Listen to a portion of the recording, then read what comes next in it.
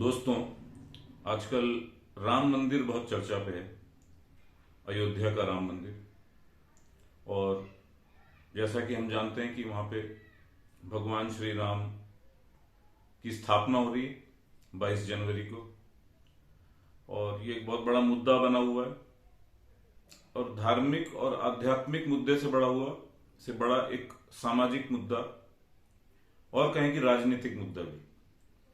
तो मतलब एक तरीके से अमालगमेशन है ये।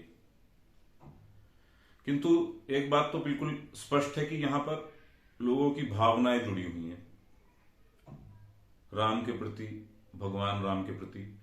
तो मुझे ख्याल आया कि इस राम शब्द के ऊपर मैं थोड़ा सा प्रकाश डालूं, फिलॉसफी दर्शन शास्त्र की दृष्टि से नहीं मगर आध्यात्म की दृष्टि से, एक व्यवहारिक दृष्टि से।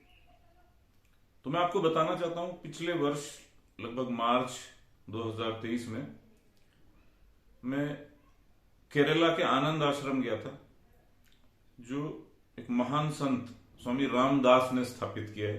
अब रामदास का अर्थ ही होता है कि जो राम का दास है, द सर्वेंट ऑफ गॉड। तो शायद इसमें बहुत से जो सो कॉल्ड सनातनी हिंदू हैं, सो कॉल्ड कह रहा हूं, उनको बड़ा हर्ष होगा कि देखो भाई, रामदास जो है वो राम के दास थे। और अगर आप उस आश्रम में जाएंगे तो वहां पर दिन भर एक ही चैंट चलता है और एक ही साधना है, जय राम जय राम, जय जय श्री राम, जय राम जय राम, जय राम जय राम, जय जय श्री राम। इस प्रकार का एक मंत्र चलता है। किंतु बहुत स्पष्टता से रामदास ने इस संबंध में यह बताया है, जब उनसे पूछा गया, उनकी पुस्तक में उन्होंने उल्लेख किया है कि जो दशरथ के बेटे रामचंद्र थे, मैं उस राम की बात नहीं कर रहा हूं, मैं सर्वव्यापी राम की बात कर रहा हूं। अब सर्वव्यापी राम क्या है? जो डिवाइन एनर्जी है। तो ये जो मंदिर है जो हम अयोध्या में बना रहे हैं, उनके अनुसार ये उस डिवाइन एनर्जी का एक मंदिर हो सकता है, किंतु वो इसको राम मंदिर नहीं बोलेंगे। इसी प्रकार से अगर हम रामदास को छोड़ दें, अगर हम कबीर की बात करें, जो कहते हैं राम रस पियारे, राम रस पियारे, जेह रस बिसर गए रस होर। मीन्स कि राम रस ही एकमात्र रस है। उसके बाद वो कहते हैं कस्तूरी कुंडली बसे मृग ढूंढे बनमाही, ऐसे घट घट राम है दुनिया जानत नहीं। यानी घट घट में राम बसा हुआ है। यहां पर भी वो राजा दशरथ के बेटे राजा राम की बात नहीं कर रहे। गुरु नानक की जो हमारी वाणी है, गुरु ग्रंथ साहिब, उसमें 2000 बार राम नाम आता है, किंतु वो भी सर्वव्यापक राम, इटर्नल एनर्जी की बात करते हैं। और ये सब मेरी दृष्टि में सनातनी है।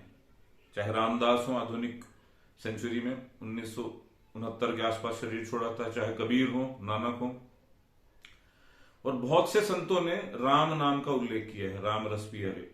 आपको आश्चर्य हुआ कि जैनिज्म में भी राम शब्द आता है। और वो जब राजा राम की बात करते हैं तो उनके लिए वो उन 63 व्यक्तियों में से हैं जो युग युगांतर में पैदा होते हैं, उनको वो कहते हैं बाल भद्र। जैनिज्म में उसको कहा गया है बाल भद्र। तो अब मैं वापस मुद्दे पे आना चाहता हूं कि जो लोग, हम लोग हर्षित होते हैं, हमको लगता है कि भाई एक भगवान राम का मंदिर बन रहा है। तो यहां पे जो राम शब्द आया है सनातन धर्म में, वो राम शब्द व्यक्ति विशेष के लिए नहीं आया है। राम, रावण और सीता, जिनको जैनिज्म कहता है बालभद्र, नारायण, प्रति बालभद्र, इस प्रकार का शब्द आता है। और आपको आश्चर्य होगा ये जान के कि भगवान कृष्ण जैनियों के अनुसार नरक में गए हैं, 7वें नरक में गए हैं और लाखों साल तक रहेंगे क्योंकि उन्होंने हिंसा की। तो क्या हम जैनिज्म को भारत का अंश मानते हैं? क्या हम मानते हैं कि जैनिज्म भारत में हुआ? और क्या हम सिखिज्म को भारत का अंग मानते हैं? क्या हम कबीर को एक भारतीय संत मानते हैं? उनका धर्म तो निश्चित नहीं था, पर क्या हम उनको एक भारतीय संत मानते हैं, उनको सम्मान देते हैं? अगर हम इन सब को मानेंगे तो बड़ी खटाई में मामला पड़ जाएगा, क्योंकि ये सब जो हमारी धारणा है इस समय भगवान राम की एक व्यक्ति के रूप में, रामलला के रूप में देखना, उस राम के रूप में वो उस राम शब्द का प्रयोग नहीं कर रहे हैं। वो ऐसे ही हो गया जैसे आजकल हम किसी का नाम रख देते हैं Omkar. Omkar is the soundless sound in Hinduism. अनाहत नाद को कहा गया ओंकार।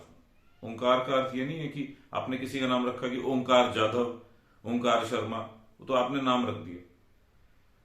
इसको डिफरेंशिएट करने के लिए, इसका प्रतिस्पादन करने के लिए वो रामचंद्र विशेष बोलते हैं। जैसे जो रामदास थे केरला के संत, वो कहते थे रामचंद्र, वो कहते थे रामचंद्र भी मेरे राम का एक रूप थे। उन्होंने गांधी जी को भी राम का एक रूप माना। तो अगर आप एक सीमित अर्थ में इस शब्द को पकड़ रहे हैं और गौरवान्वित हो रहे हैं, तो वो आपकी सोच हो सकती है। हम गौरवान्वित तो हम किसी के ऊपर भी हो सकते हैं। हम श्री अमिताभ बच्चन के ऊपर भी गौरवान्वित हो सकते हैं। मैं एक गायक भी हूं, तो मैं मोहम्मद रफी साहब को एक संत के रूप में मानता हूं। बहुत से लोग पूजा करते हैं, सोनू निगम पूजा करते हैं मोहम्मद रफी साहब की। तो हमारे लिए एक गौरवान्वित, अगर उनको भारत रत्न मिलता है तो हम गौरवान्वित होंगे। तो जैसे 10, 20, 50 लाख लोग होंगे, 1 करोड़ लोग होंगे जो गौरवान्वित होंगे अगर मोहम्मद रफी साहब को भारत रत्न मिलता है। इसी प्रकार से ये जो राजा दशरथ के बेटे राम थे, आज उनके मंदिर की स्थापना हो रही है, तो उस पर हम एक व्यक्तिगत रूप से गौरवान्वित हो रहे हैं। किंतु मैं विभेद ये करना चाह रहा था कि अगर हम बात करते हैं सनातन की, जैसे ज्ञानी लोग समझते हैं, तो मैं भी यहां सनातन की ही बात कर रहा हूं। पहले भी मैंने कहा आपसे कि सनातन का मतलब होता है इटर्नल। और आदि में जो धर्म था सनातन धर्म था, उसका हिंदुइज्म से कोई संबंध नहीं है। किंतु क्योंकि उसकी जड़ें इस देश में आई हैं, तो अब का जो वर्तमान हिंदुइज्म है, आप कह सकते हैं कि ये उसका बाई प्रोडक्ट है, उसका अपभ्रंश है। सही सही अर्थों में देखेंगे तो इस्लाम भी सनातन धर्म से आया है, सब सनातन धर्म से आए। पर उसमें हम गौरवान्वित इसलिए नहीं हो सकते कि सनातन धर्म मनुष्यता से संबंधित नहीं है। वो तो वो है जो इस ब्रह्मांड को, पूरी सृष्टि को धारण किए हुए। तो उससे हम क्यों गौरवान्वित होते हैं, उसके ऊपर हम क्यों आनंदित होते हैं, मुझे समझ में नहीं आता। तो जब हम आनंदित होते हैं, गौरवान्वित होते हैं, तो वो कोई भावना का विषय है। आपने कोई सेंटीमेंट पकड़ लिया है, आपने कोई इमोशन पकड़ लिया है, जिसके आधार पे आप गौरवान्वित हो रहे हैं। तो ठीक है, एक सेलिब्रेशन हो रहा है यहाँ पे जनवरी में, मगर मैंने जैसा कहा वो सामाजिक, राजनीतिक और एक भावनात्मक मुद्दा ज्यादा है आध्यात्मिक से।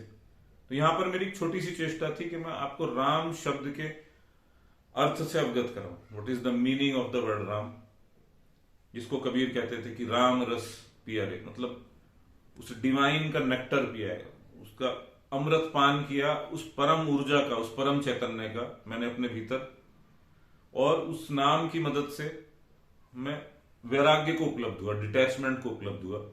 ये अर्थ आता है यहाँ पे राम शब्द का।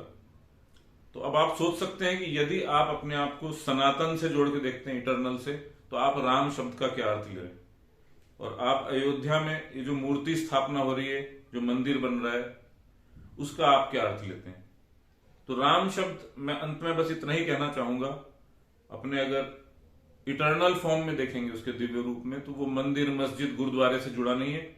और इस नाम का, राम नाम का उपयोग बहुत सभी धर्मों में मिलता है। बुद्धिज्म का मुझे पता नहीं, जैनिज्म, सिखिज्म, कबीर और बहुत से संतों ने इस शब्द का उपयोग किया है। तो थोड़ा सा हम अपनी अंडरस्टैंडिंग को ठीक करेंगे और फिर उसके बाद हम बात करेंगे कि राम पूजन क्या है। तो मुझे लगता है हमारा आध्यात्मिक हित अधिक होगा। तो इसी के साथ मैं ये छोटा सा अपना वीडियो समाप्त करता हूं। देखने के लिए बहुत बहुत धन्यवाद। और अगर ये आपको बात मेरी समझ में आई हो थोड़ी सी भी, इसको फॉरवर्ड करें ताकि लोगों को एक व्यापक दृष्टिकोण से राम नाम का अर्थ समझ में आए। बहुत बहुत धन्यवाद।